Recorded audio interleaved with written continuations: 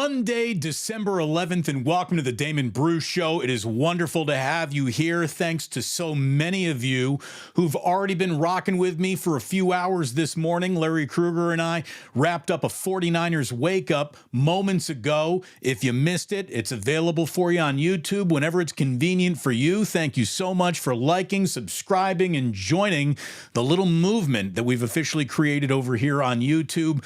13,800 subscribers. Again, it grows. Larry just went over 30, so what we're doing over here feels substantial.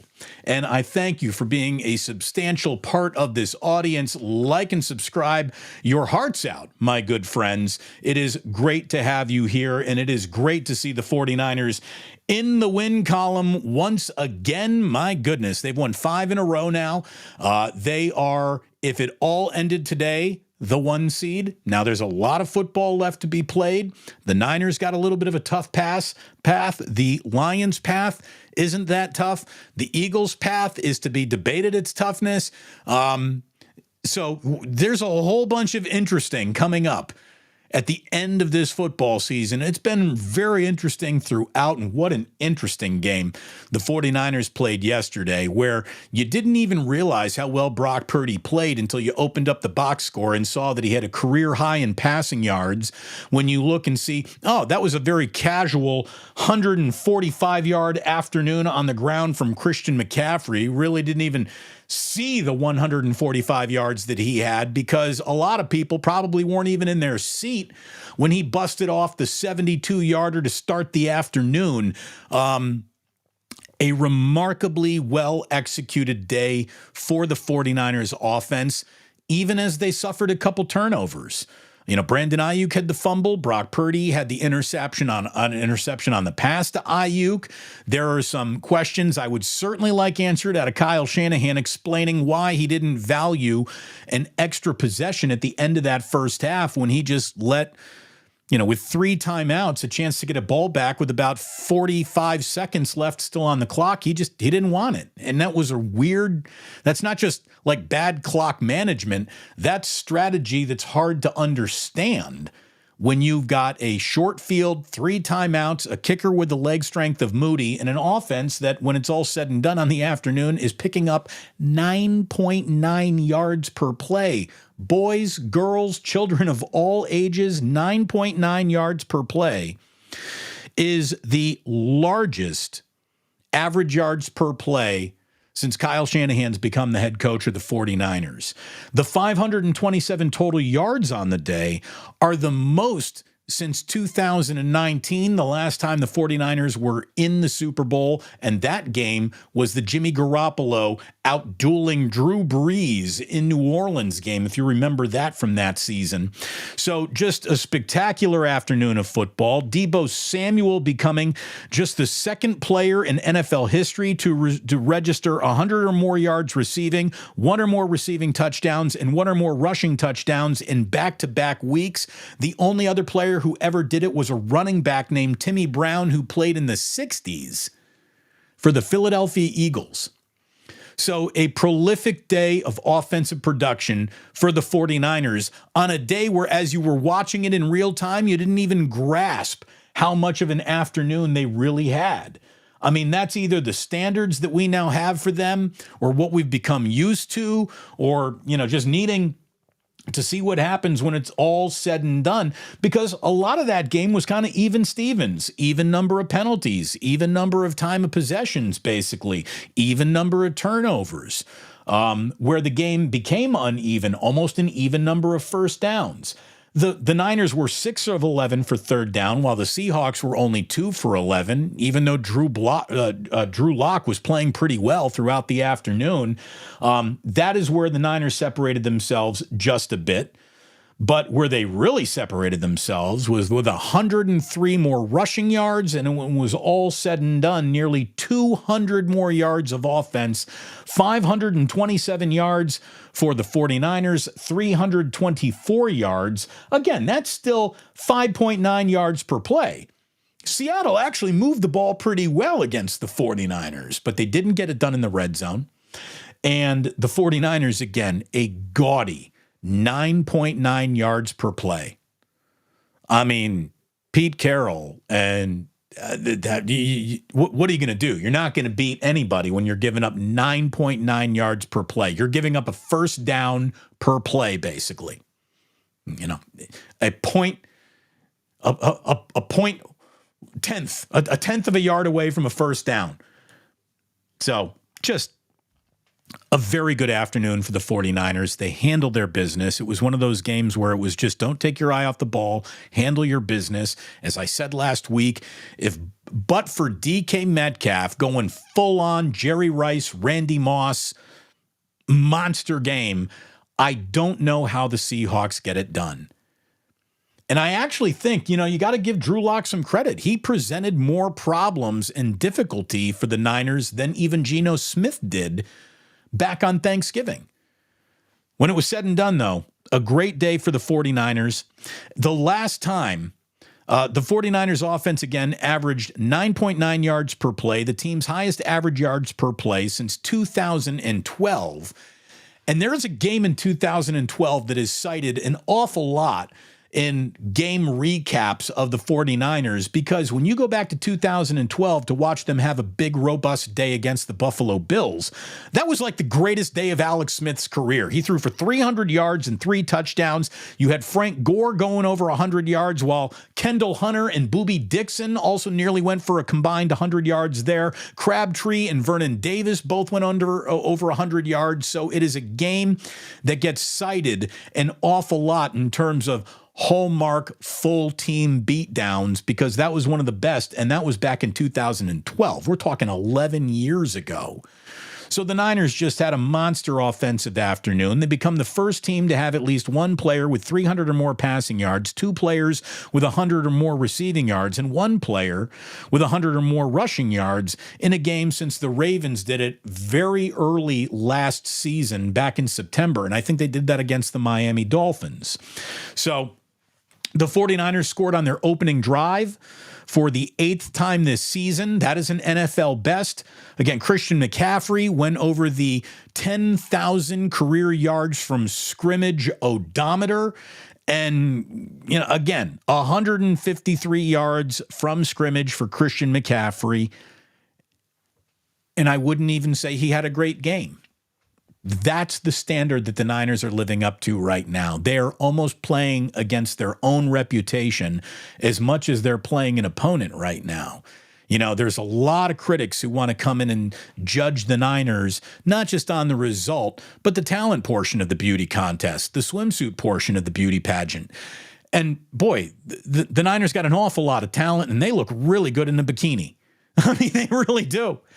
They've been fantastic. No matter how you chalk it up, a defense, again, not the greatest day the defense ever had, but they went their 40th consecutive game without allowing a 100-yard rusher. That is the longest active streak in the NFL. It's also the second longest active streak in the NFL in 23 years. They got the sacks when they needed them, especially late on Drew Lock. They did a hell of a job on DK Metcalf, and that was when Charvarius Ward had gone down in the game. Give a lot of credit to Diamador Lenore for coming out of the slot.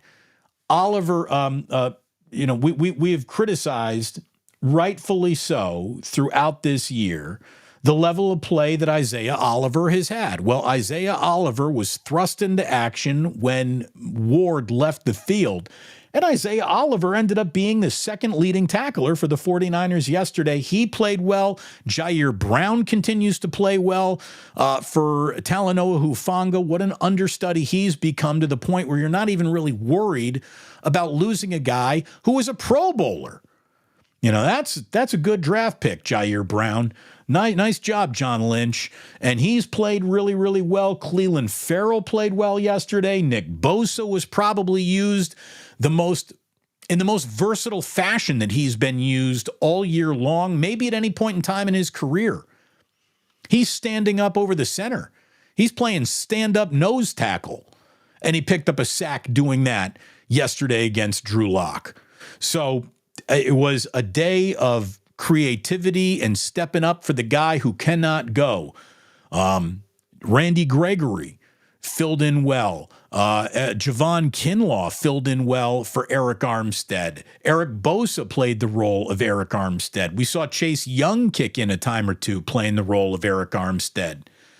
You know, team picked up that big hole in the middle of that defensive line. Fred Warner had a really good game. Fred Warner is always having a really good game, pretty much when you look up, and they're not playing the Cleveland Browns. So a very good afternoon all around for the 49ers. And what do you know? Look at where they are, 10-3 now. That is tied with the Eagles and Cowboys for the best record in the NFC. And you can't shake a stick at it. You just can't. The only criticism would be, oh, it's too bad Moody didn't hit that field goal in Cleveland, or you'd be 11-2 right now. Still at 10-3, they are sitting exactly where they need to be sitting. And, you know, as we talk about, and I mentioned this with Larry, and I want to come back to it. I shouldn't have even waited 12 minutes into the show to bring it up, really. What a game for Trent Williams. What a game for Trent Williams. He was out there collapsing the right side of the Seahawks defense all game long. Christian McCaffrey, his 145 yards, it felt like 144 of them came off the left side, running behind Trent Williams and Aaron Banks, who also had a really good game when Kittle was over there providing the heavy set, the strong side. They got everything they wanted running to the left all day long, including Debo, who punched it in from the 1 yard line, running left. There was just an awful lot of space being cleared by Trent Williams. Thank you so much for being here. Again, we started early today with 49ers Wake Up. It's going to be a hell of a week. I think we're going to go ahead and at some point in time have maybe possibly Nick Wright to talk about how wrong he clearly is about Brock Purdy. That could be coming up this week. We'll see if Nick can fit it into his schedule. I think FP Santangelo might be swinging on by at some point in time this week to talk about what he's got going on. And he might even come on over to look at how the whole YouTube thing gets set up, because guess what? YouTube is taking over. Larry and I have officially started the largest sports station in San Francisco on YouTube. We just had more viewers than KNBR and 95.7 The Game did combined watching 49ers Wake Up. That is you. I thank you so very much. And again, if you're new in the room, if the algorithm brought me to you or you to me today, welcome. You're going to experience one of the coolest chat rooms I think you're going to find anywhere, with some of the smartest sports fans you're going to see anywhere, with some of the least amount of trolling you're going to get just about anywhere. And welcome. You are amongst friends. Please hit like and subscribe here to the Damon Bruce Plus. Mike Rossi said, Eagles, WIP radio postgame was one big spin fest. They believe the Eagles are definitely playoff bound. What games have they been watching? Seattle's going to beat them.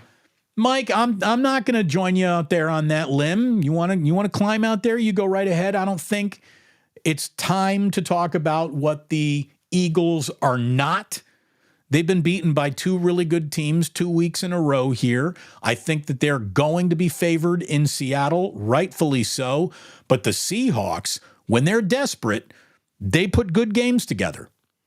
If Geno Smith is back in the mix on Sunday up in Seattle, that is Geno coming off some rest. So we'll see if that doesn't present some trouble for the Eagles, who have been a bit exposed in terms of their defensive speed over the last few weeks. So I'm not here to declare any finality of who shakes out as a 1 seed, but what the Niners need to happen is kind of happening around them, as today's thumbnail suggested.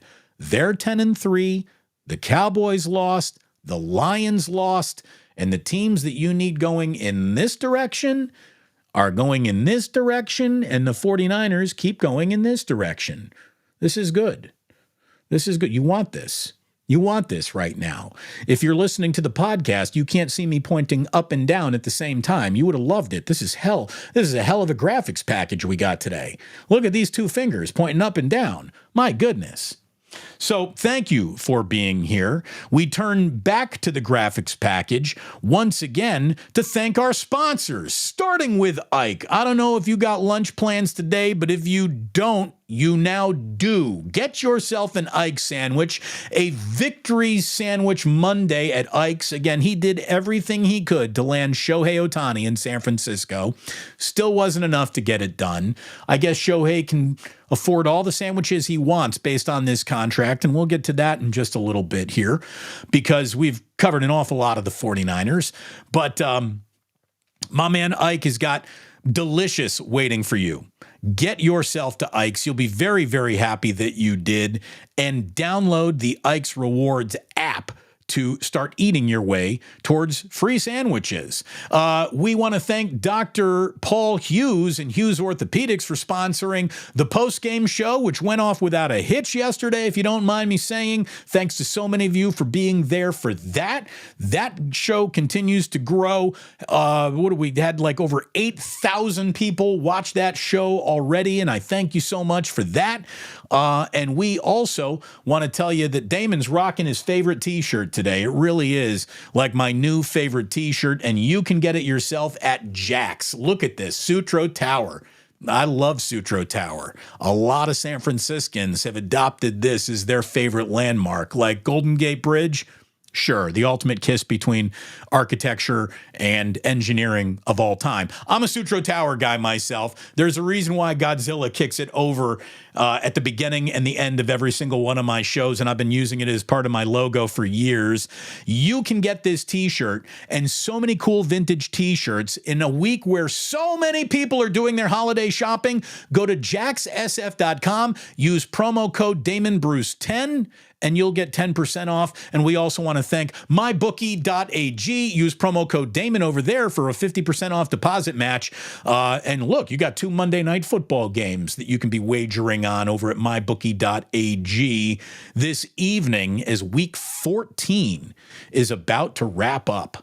Man, doesn't the NFL season fly by? It feels like you wait forever to get to football again. And then once you get to football again, like you start the year and then you wake up and you realize, oh my goodness, we're already in week 14. So time flies when you're having fun. Maybe this season has flown by a little less speedily for like Raiders fans or Chargers fans, or maybe even Chiefs fans who, boy, had a brutal offside call, rightfully so. I mean, Tony was like 3 yards in front of the football. I mean, that was an easy offside call. The whole, like, oh, he wasn't even offsides. That was close. No, it was not. But look, the Kansas City Chiefs are catching losses. Baltimore Ravens won, but you had the Rams take them to overtime in Baltimore. So it just feels like the 49ers are pointed in the right direction, and we're watching an awful lot of pointed in the wrong direction teams around them right now, and something else. It's really a good time to be a 49ers fan, and instead of stressing out about what you think offseason move they might need to make, I'm just going to tell you right now, I don't want to hear a word about the offseason. I don't want to hear a word about the postseason until that begins. Enjoy the moment. Enjoy the ride, because this is a hell of a ride that 49ers fans are being taken on by this team right now. Again, a game yesterday that was really never in doubt.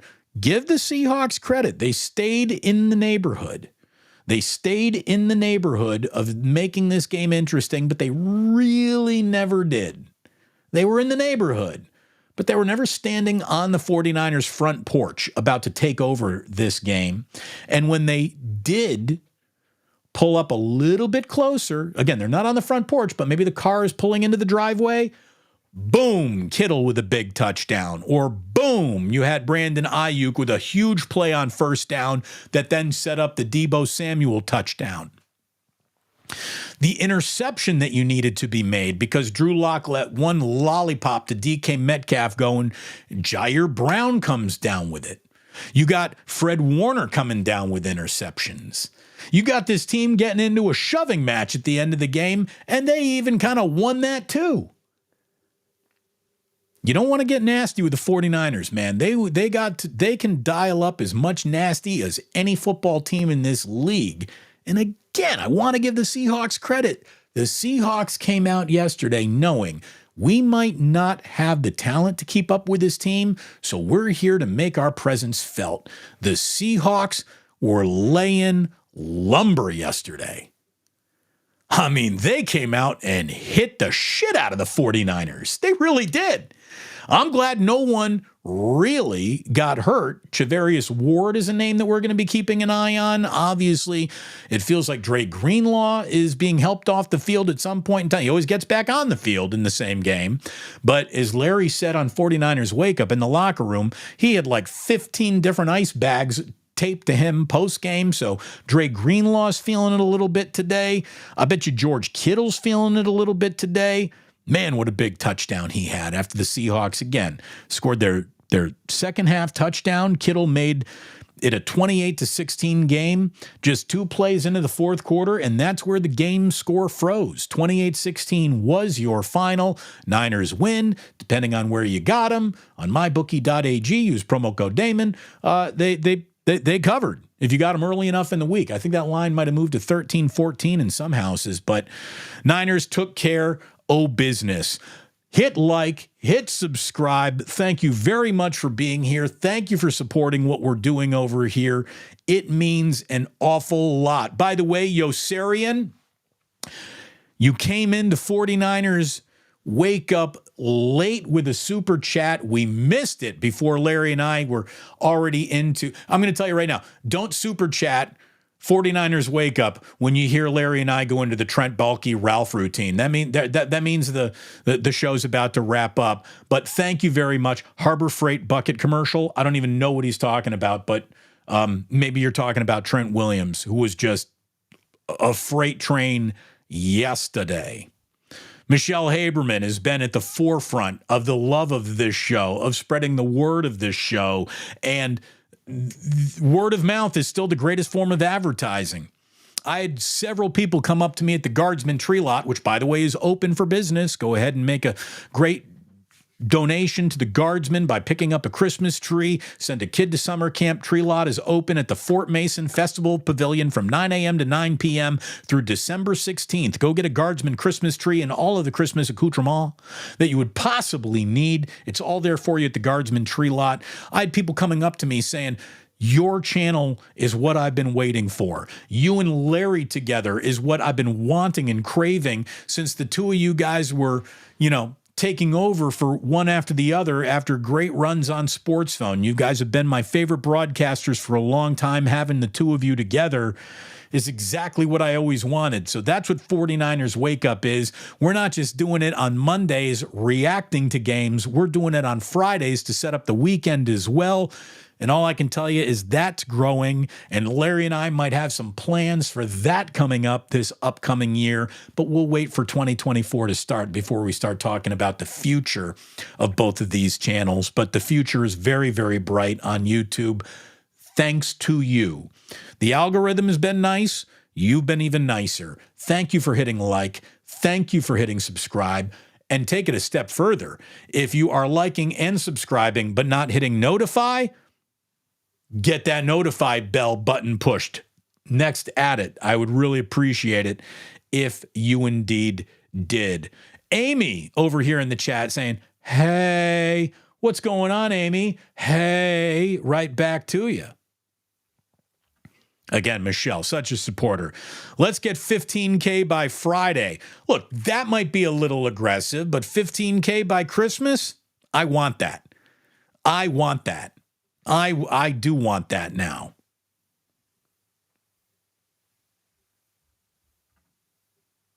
Yosarian. I'm high as, what is that, Skittles? Shitsky? Whatever. I've been smoking since 8:30. Oh, so it's the wake and bake. Yosarian. Getting busy, blowing up on a Monday. Thank you very, very much, Yosarian.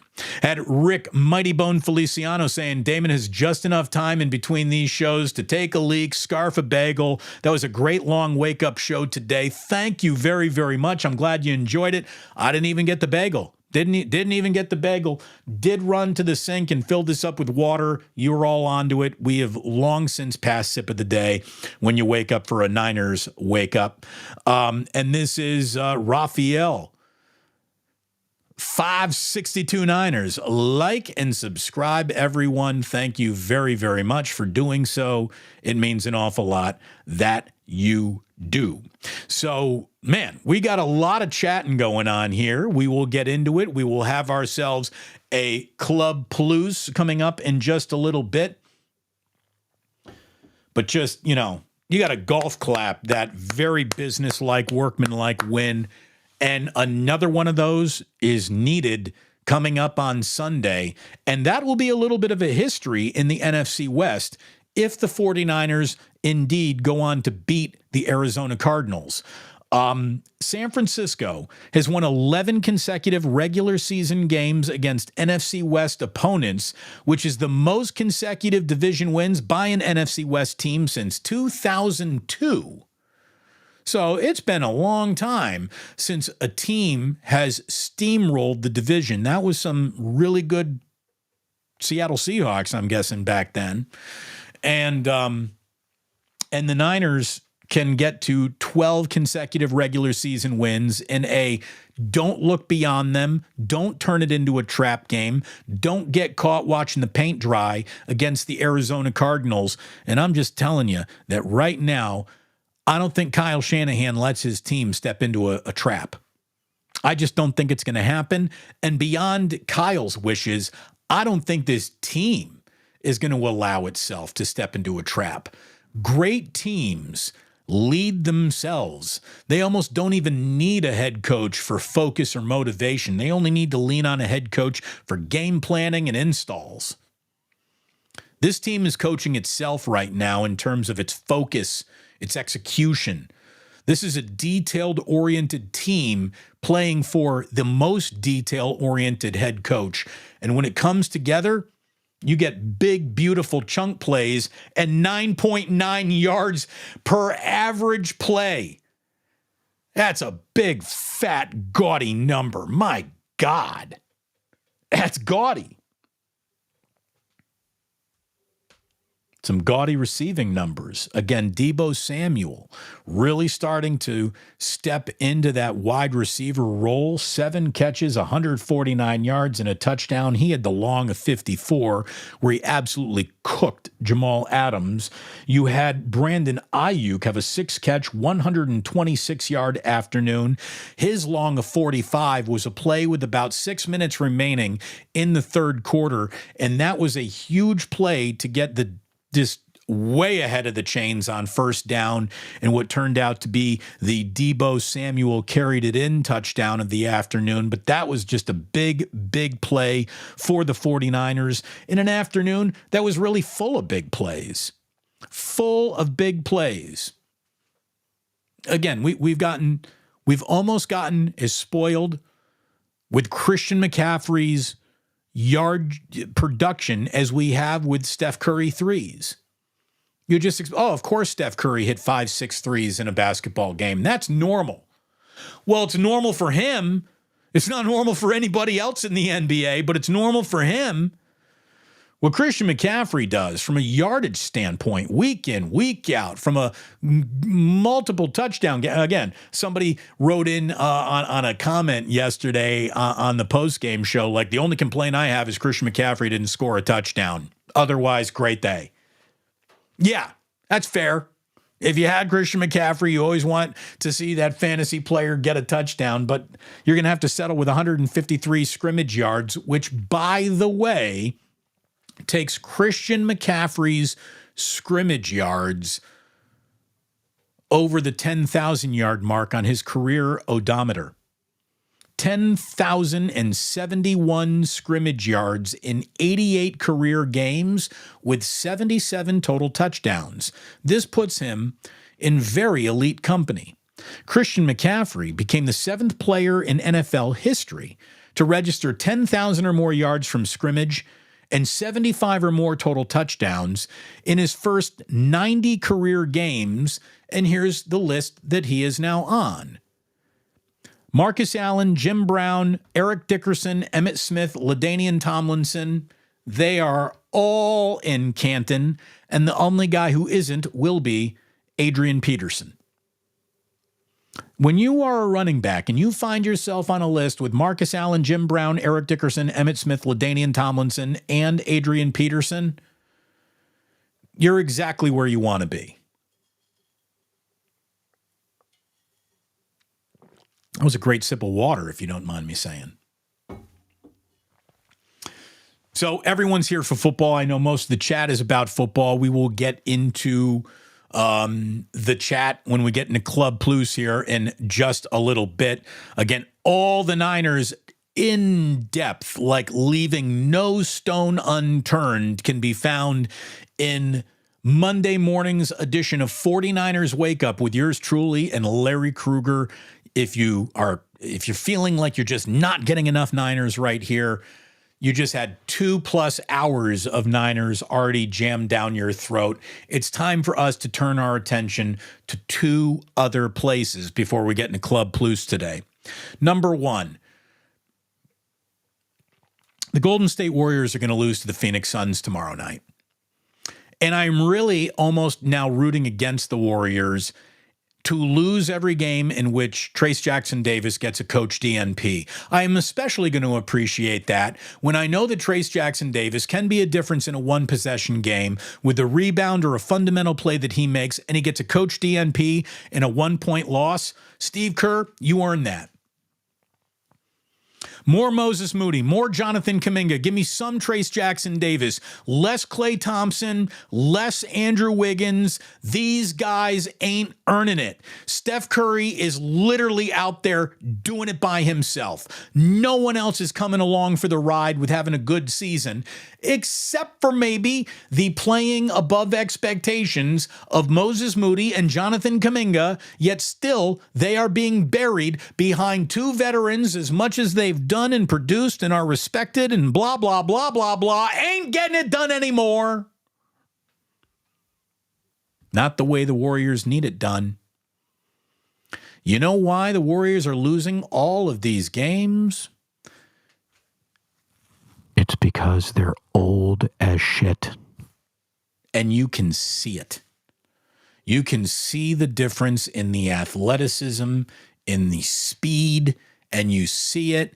And again, you got a veteran team that is officially qualifying as old as shit, yet still making rookie mistakes. The most turnovers ever in the Steve Kerr era. You know what, to the Warriors? Screw you guys if that's the way you're going to play. I mean, you deserve to lose that game. I want you to lose that game so you don't get back into the habit of, yeah, we're good enough to get away with all kinds of on-court bullshit at any point in time. No, you're not. You are not the Golden State Warriors you used to be. Your margin of error used to be this. Now it's this. Act accordingly. And Steve Kerr needs to wake up and smell the coffee on some of his lineup choices, or this year is going nowhere fast. The only other thing I have to say about the NBA today is simply this. I see the internet is full of jokes about the Lakers winning the first ever in-season tournament. Not a single joke should be made. LeBron James is one of the greatest forces this league has ever seen, and when that guy decides he wants something, the amount of more often than not he goes out and gets it is astonishing. For LeBron James, in his 53rd year in the NBA, to still be playing the way that he is, there isn't a singular athlete that has been this good this late into their careers, maybe ever. Ever. It's remarkable how that guy has, when he snaps his fingers and say, hey, Anthony Davis, I need you to do something tonight. Man, Anthony Davis, he responded with a monster game in Vegas. Joke all you want. Should they, shouldn't they get medals, rings, hang a banner? I don't give a shit. LeBron James has got a bigger dick than all of y'all. That guy is fucking amazing. Absolutely amazing specimen of a highly skilled, incredibly well-trained player that when he says, I think I want to go and win this whole goddamn thing, he can do it. He is remarkable. The way that he is executing at this point in time in his career is almost as remarkable as the way that Brock Purdy's playing at this point in his career. No one's supposed to be this good this early into their career as Brock Purdy's proven themselves to be, and nobody is supposed to be this good late in their career as LeBron James is. It is fucking remarkable.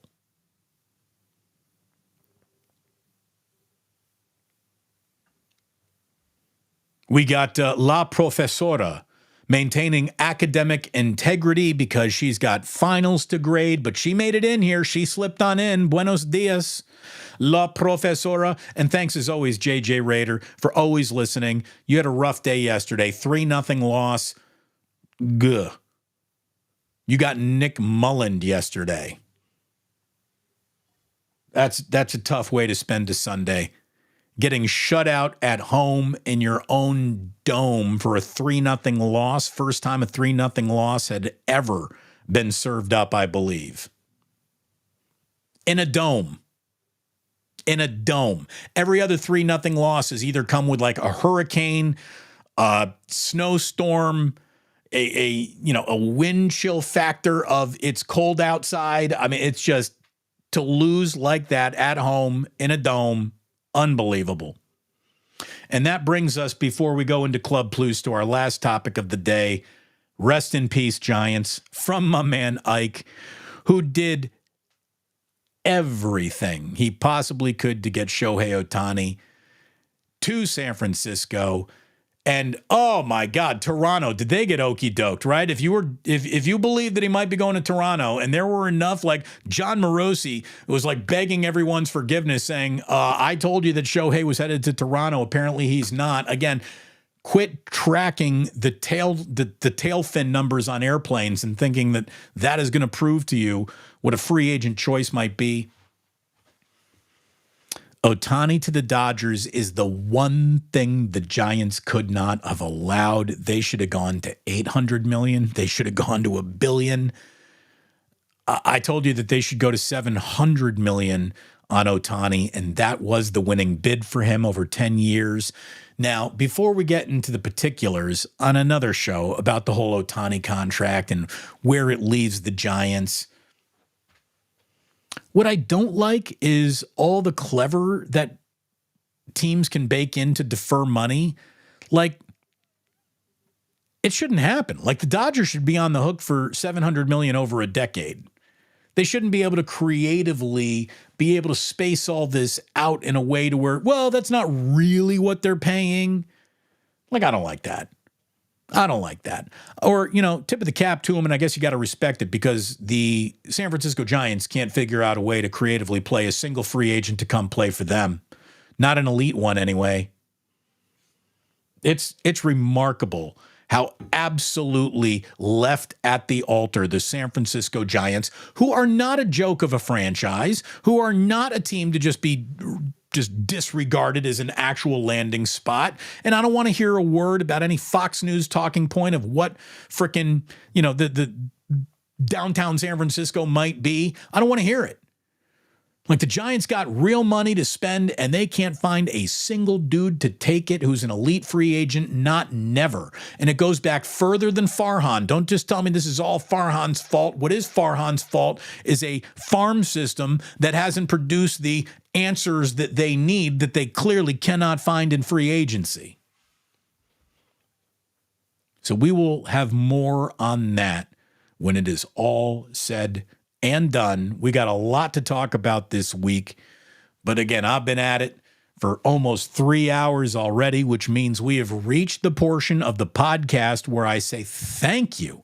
Thank you very much. Podcast has been downloaded nearly 200,000 times since we have begun that, and I thank you all so very much for it. Again, to my sponsors, to Ike's, to jaxsf.com, to mybookie.ag, to Uncle Boys, who gets a special mention here on a Friday, or normally on a Friday is when they get their mention, but they're going to get one here this Monday as well because it's Victory Day for Niners fans, and I know Plusers are happy, as you should be. Thank you so much. Thank you so very, very much for tuning in today, and please do remember that sports don't build character, they reveal it. And like that, he's gone.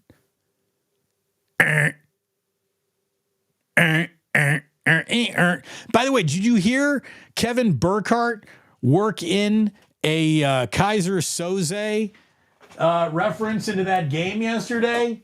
I've already talked about how good I thought Greg Olsen was. Kevin Burkhardt officially deserves some credit there for going full-on Kaiser Soze reference, which is always going to be a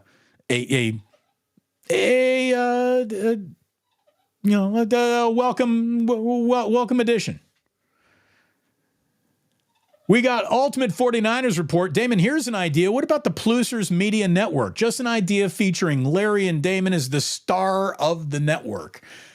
Look, all I can tell you is that the future is bright for Larry and I individually here on YouTube and together.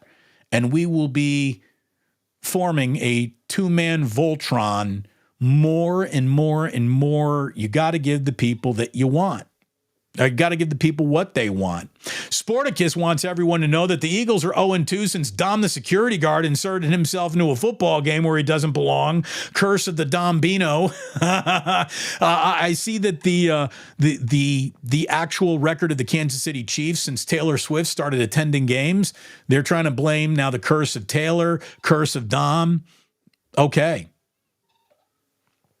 Tiger Tanko 6 says, Shohei Ohtani's contract is obscene. Nobody needs that amount of money, especially someone on a team that won't make the World Series anytime soon.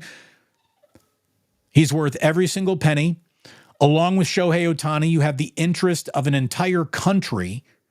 And I've already read the article that says Ohtani will have paid for himself beyond the advertising that you can do around him, the merchandise that will be sold, not just locally, but internationally around him. Ohtani's going to pay for himself in about 5-6 years. So don't tell me he's not worth it. If he wasn't worth it, the Dodgers wouldn't have done it. He's absolutely worth that. And if he's worth $700 million to the Dodgers, who I think, have added their fifth former MVP now to their lineup, what would he have been worth to the Giants? I'm telling you, he would have been worth $1 billion. And I don't want to hear a word about, it's a lot of money for a DH. He's more than just a DH. Maybe he won't be, but he is gate. He is box office. He is a decade of sold-out games in L.A. Watch the Dodgers lead the National League in attendance between this year and 2033.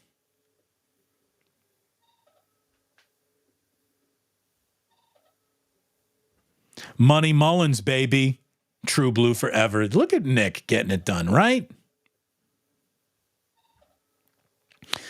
The way that the Chiefs lost that game, all Tony had to do was look at the official, point to him, and the official would have told him to move back. It's a bad move by Tony. How about this? Why don't you also look down at the football and see that you are leaning already into the defensive line's neutral zone, and you just need to back up.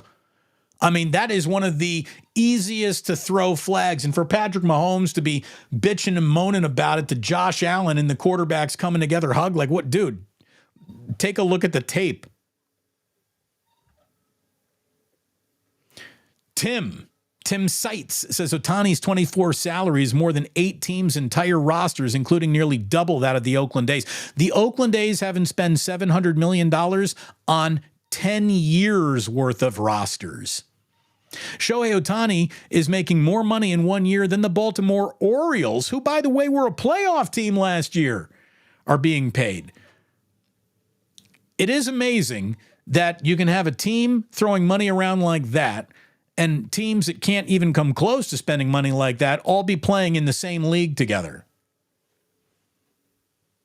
But remember, it's the choice of those other owners to be cheap screws as much as it is the choice of the Dodgers to spare or to spend like the devil may care. Johnny Dunn says, happy Victory Monday, Damon. We got 4 games left. Can't overlook them. However, do you think Dallas winning the Eagles, or did Dallas was just they better? I don't know. I think that, 3 of the best teams in the NFC are the 3 best teams in the NFC are the 49ers, the Eagles, and the Cowboys. And then I'm taking Detroit off that one line. I've seen enough. The Detroit Lions are going to wrap up with a really nice story and maybe the most relevant regular season that the Lions have put up in 50 years. But they ain't winning they're not going to be representing the NFC in a Super Bowl.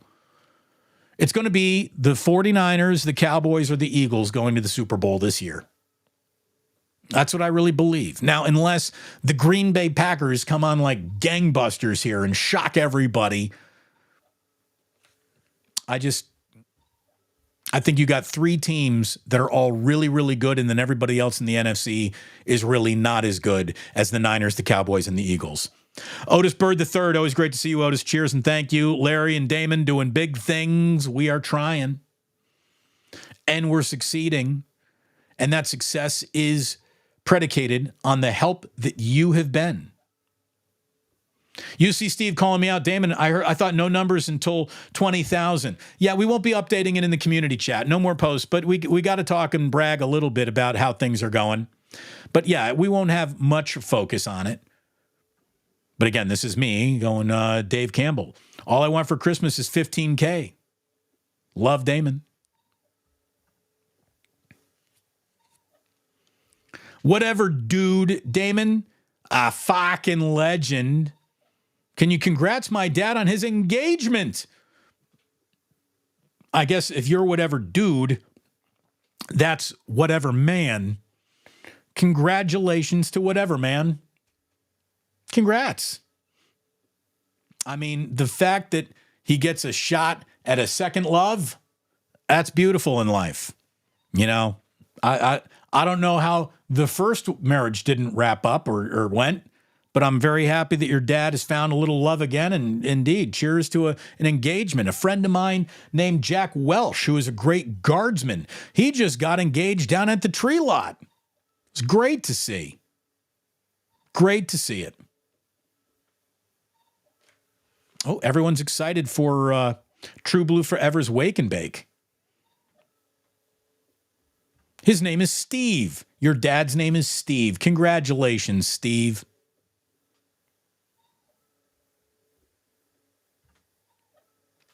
This is from Michael Chan. I wish more post-game crowd translates to the daily shows. There were 900 people in there last night. Well, here's the thing. It's a lot easier to sit and watch a show on a Sunday afternoon. A lot of people are at work right now. Again, we do this show here, and then it's up on YouTube, and then the big audience comes in at about 4 or 5 o'clock in the afternoon. You get to use the show when it's convenient for you. And that's the beauty of all of this. But thank you very much, Michael. I'm never disappointed by the numbers that we're getting here because the show starts in the middle of the workday for a lot of people. But those who are in here are clearly among the initiated, and we love it. Absolutely love it.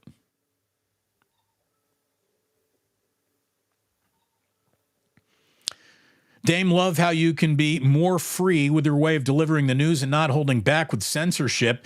Keep it classy, Frisco. I respect your opinion. Hey, look, thank you very much. Again, I've always been good. This makes me more dangerous than ever.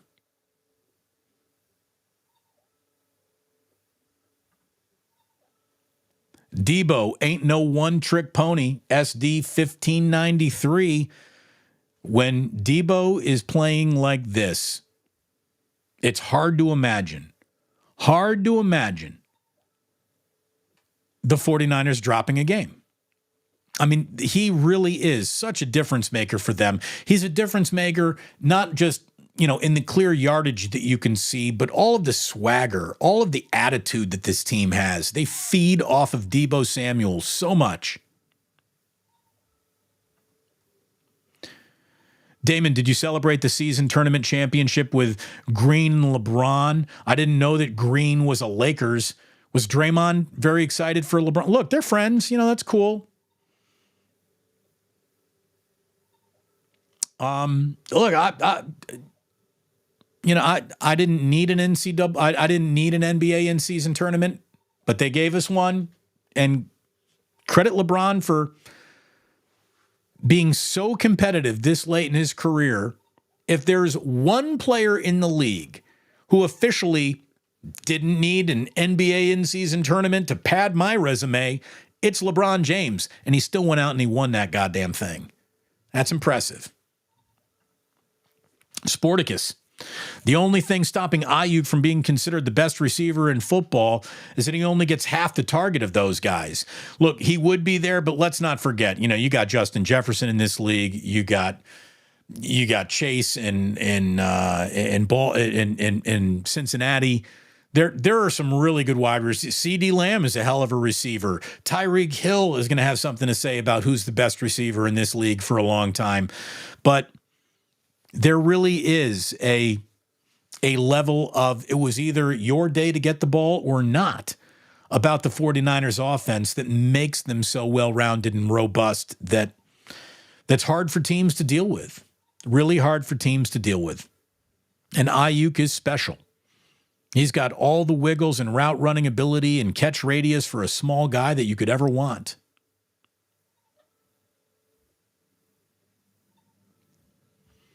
Old Dirty Hungus. Great show today, Damon. I'm keeping up with the chat in my head. You guys seeing it? Oh, thank you very much. I'm glad you're ahead of the chat in your own head. We can't see it, but I'm glad that you can.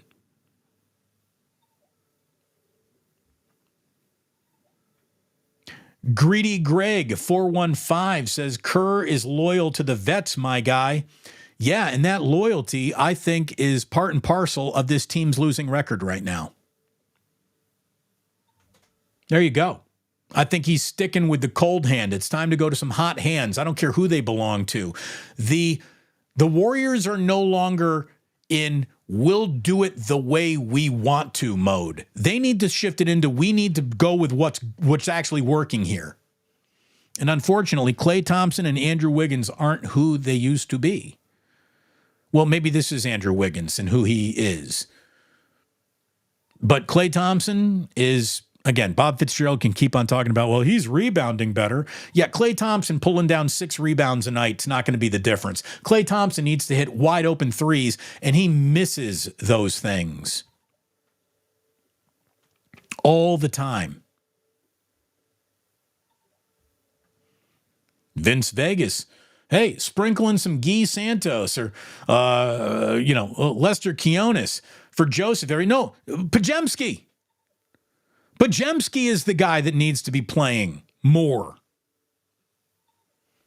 Brandon says, hey, Damon, white wine sipper here. Is this really the white wine sipper? I hope so. Can we get some love for the great Bill Walsh? This team is built with his blueprint, and he's the best example of execution of the West Coast offense since 1989. I mean, I don't know what this offense is other than Kyle Shanahan knows what he's doing. It's a concept of the West Coast offense, his dad's zone run game, and it's working. I mean, the 49ers are working, but yes, infinity respect for Bill Walsh. That's the level of respect he gets. That goes to infinity. And the level of respect for white wine sipper. Man, I don't know if that KNBR video brought you back to me, but it's good to have you in here, sipper. All we need now is Johnny the Gout Man.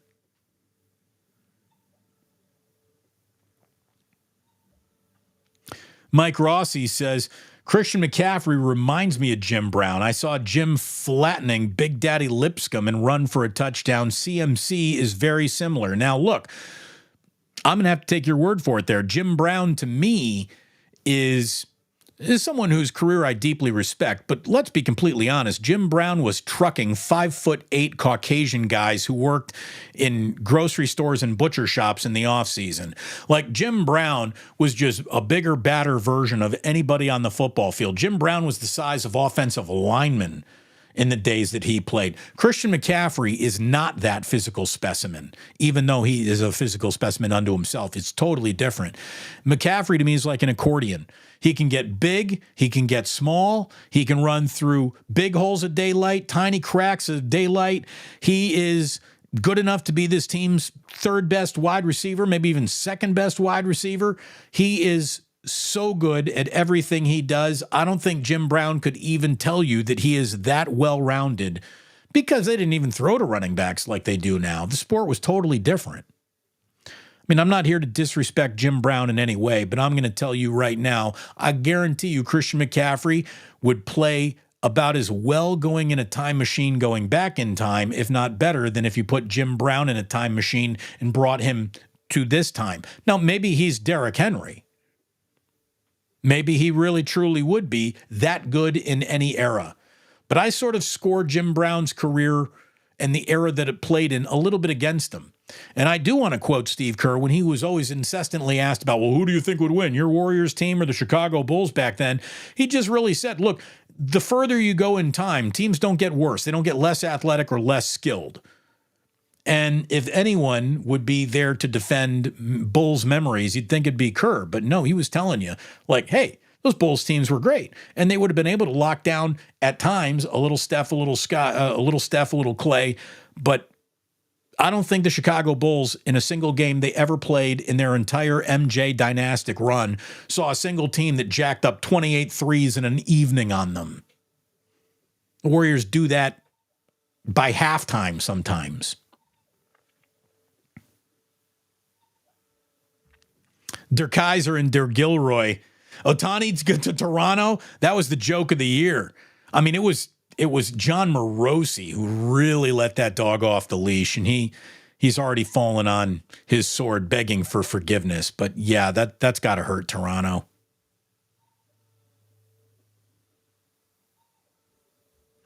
La Profesora says, honestly, I'm good with them bums ending up with Ohtani. I'm not sure that he's really worth that much money. It frees them up to get Yamamoto and Chapman and a few others. You might be right. I've also heard that the Dodgers are going to sign Yamamoto too. And that's who the Giants are playing against. You can't even keep on the lead lap with your primary historic rival anymore. I mean, it's a good thing that Farhan has some A's know-how in them, because he's going to have to cobble together it from the odd lot pile and from his own youth movement that hasn't exactly taken off in his own farm system.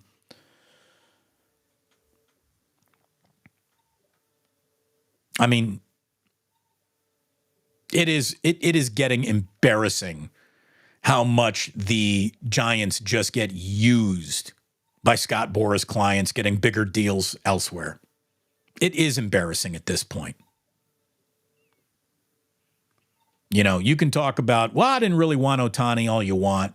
I personally think you're out of your flipping mind. I wanted to watch 4 at-bats of Shohei Ohtani over the next decade. Every single night you could have given him to me. And the only time he's going to be there is cranking home runs into McCovey Cove for the Dodgers. Ugh.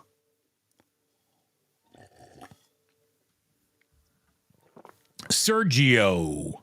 Always enjoyed listening to you, Damon, all the way back to the KNBR days. Keep rocking, brother, and thank you so much for listening all these years. Means an awful, awful lot.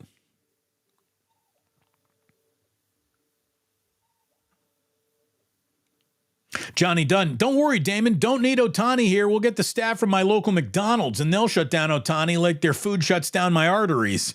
I mean, that's where we are. As I said, the Dodgers got Mookie Betts, Shohei Ohtani, and Freddie Freeman coming at you 1, 2, 3 in their lineup, while the Giants have Wilmer Flores, who's not in the rotation or is not in the lineup today because he's getting platooned for. They've got Mike Yastrzemski in there hitting a career 230 whatever, And then they got garlic fries. Come and have some garlic fries, everybody. They're delicious.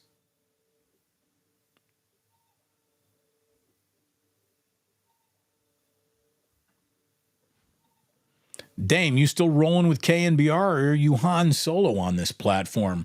Greedy Greg, the only thing I'm going to tell you is that both radio stations in this town officially need me more than I need them. Who needs a station when you got a channel? Again, I haven't even been doing this for a year, and we're already kicking both stations' ass in many, many ways. So, hey, if they send a boat, maybe I'll hop in it. Maybe not, because I don't want to take my focus off where we are, and where we are is sitting here I'm in the right lane. I am in the right lane right now, and anyone who's saying like, "Oh, I really want to be on the radio," what are you talking about? Look at where the entire industry is going. The only thing you hear on a radio station is how much money that they have, that they don't have left, how they can't sell anything, how the talent is walking out the door. And if the talent hasn't already walked out the door, it's going to be asked to leave because it can't be afforded to even keep around. What happened to the radio broke my heart, but they're the ones who fucked it up, not me.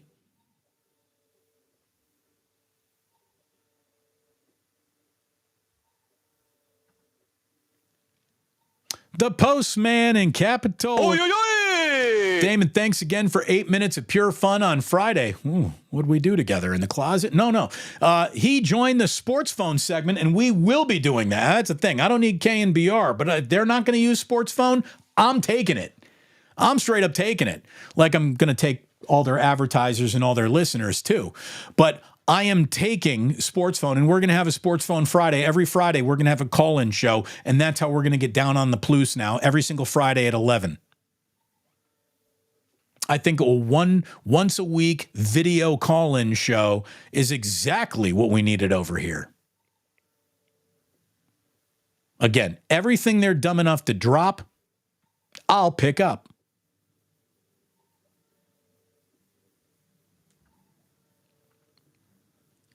Don Mikio says, Damon, or is it Micho? I need Damon hoodie with a giant logo on it. Is there going to be a merch store soon? No, let's be totally honest. There won't be a merch store soon. I don't want to say that we screwed this up. Jillian and I were thinking about it, and then we got 2 kids and we're working hard for ourselves, and she's working hard again. She's in New York all week long. We just didn't have time to really put it together with the right stuff. We don't want to be serving up cheap T-shirts. We want to be serving up good merch, and we're not going to have it in time for Christmas, but what we will be having soon, what we are going to do is offer some memberships. And memberships will get you access to the first round of merch when it comes out. I don't have any concrete deadlines for you, but merch will happen in 2024. It won't happen in time for the holiday season, which means we're bad at this, but we're getting better at this. Again, the merch that you keep asking for, I thank you very much for it. But when it comes to pre-ordering, distribution, getting the website up and running to do that, it's a little bit of an investment that we aren't quite prepared to make here at this time. But it's coming, baby. Again, the little bunny hill that we're on right now is going to become a mountain. We're just not there yet. But thank you for asking for it and wanting it. I really appreciate it. What do we got here? Dame, I see you have trolls in here, as all the top personalities do. Good job. I don't even know who they are. I don't see them. I'm sure they're out there. We're not looking. We're certainly not inviting them in. But yeah, there's always a group of assholes that come in and try to spoil the party. At every party. Damon, crown emoji from Quincy. Thank you very much, Quincy. Thank you. Geno time. Yeah, how about this? Niners fans, you get to go from 1 week rooting for the Cowboys Hard to do, but you did it, and it came through for you. Now you got to go root for the Seahawks. Seahawks got the Eagles up next.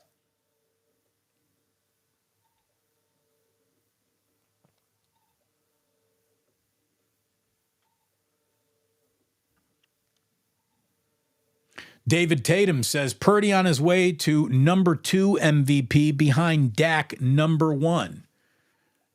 We'll see about that. I don't know. I'm telling you, this Brock Purdy story's got such legs and a snowball effect to it that Dak, as good as he is, I think a lot of people are going to look at Dak and say, like, yeah, well, this is who he's supposed to be. This guy's making $40 million a year. It's about time he plays somewhere up to his own reputation. And then, oh, by the way, whenever those two teams meet, I can't help but notice, but Brock Purdy rolls Dak Prescott's team. Now, maybe it will be Dak. Again, there's an awful lot of football left to be played. There's no time. Even though we're close to Christmas time, it's still not even the right time to have the who's the MVP conversation.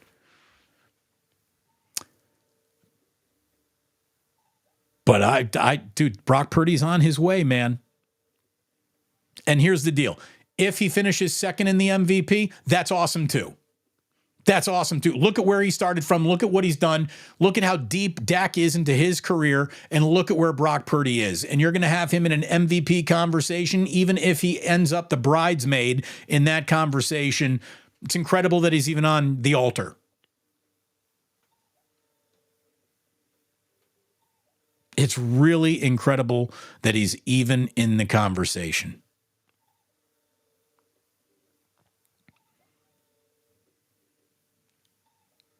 Checking. Scrolling down here. It's been a hell of a day this morning. It started early with 49ers Wake Up. Thank you so very much for tuning into 49ers Wake Up. If that's how you started your day, it means an awful lot to me, means an awful lot to Larry. I ask you to go ahead. If the algorithm brought you in here, if you're new today, you want to be amongst the initiated, go ahead and hit that subscribe button. Go ahead and hit that like button. And then maybe even think of tinkling around that bell button, which is the notify, and that way you don't miss anything. Thank you so much for being here today. Thank you so much in advance for being here, you loyal plusers who get in the room before the show even starts. That's where the community builds and grows. I thank you all from the bottom of my heart for tuning in, for wanting more, and keep on coming back. Thank you very, very much. And all I'm going to tell you is that it was great having you here today. We already reminded you that sports don't build character, they reveal it, which means the only thing we have to do now is let you know that you don't have to go home. You just can't stay here.